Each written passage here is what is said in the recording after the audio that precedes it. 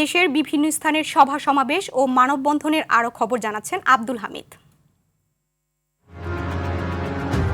ব্রাহ্মণবাড়িয়ার বিজয়নগরের নলগড়িয়া সীমান্তে অভিযান চালিয়ে ৪৮ কেজি ভারতীয় গাঁজা ও ৩৫ বোতল স্কফ জব্দ করেছে border guard Bangladesh BGB ২৫ Sarail ব্যাটালিয়নের সদস্যরা।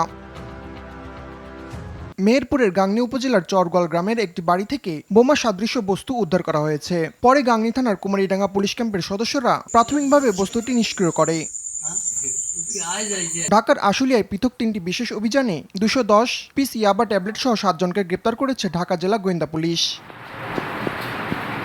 জামালপুরের বকশীগঞ্জের সাদুরপাড়া ইউনিয়নের দক্ষিণ কুতুবেরচর গ্রামে রাতের আধারে বাড়িতে হামলা, ভাঙচুর ও লুটপাটের ঘটনায় দুর্বৃত্তদের গ্রেপ্তারের দাবিতে সংবাদ সম্মেলন করেছে ভুক্তভোগী পরিবার। নানা আয়োজনে সাভারে ইন্টারন্যাশনাল হিউম্যান ডিউটিস ডে পালন করেছে আন্তর্জাতিক স্বেচ্ছাসেবী সংগঠন junior chamber international JCI Dhaka stall. আয়োজনের প্রধান অতিথি ছিলেন স্থানীয় সংসদ সদস্য ডাক্তার দেওয়ান মোহাম্মদ সালাউদ্দিন বাবু। নারায়ণগঞ্জের সোনারগাঁয়ের ঐতিহাসিক পানাম নগরীর প্রবেশদ্বারে ধ্বংস হয়ে যাওয়া প্রাচীন সেতুটি পুনর্নির্মাণের দাবিতে মানববন্ধন করেছে ঐতিহ্য ও প্রত্নসম্পদ সংরক্ষণ কমিটি। এটা ছিল এই নগরীর ভিতরে প্রবেশ। যশোর শহরের বিডি হলে বাংলাদেশ শ্রমিক কল্যাণ ফেডারেশন যশোর জেলা শাখার উদ্যোগে দায়িত্বশীল সমাবেশ অনুষ্ঠিত হয়েছে। বক্তারা ইসলামী শ্রমনীতি প্রতিষ্ঠার মাধ্যমে শ্রমিকদের ন্যায্য অধিকার নিশ্চিতের আহ্বান জানান।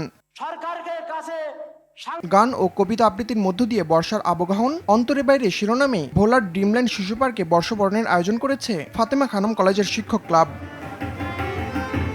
আব্দুল হামিদ, RTV।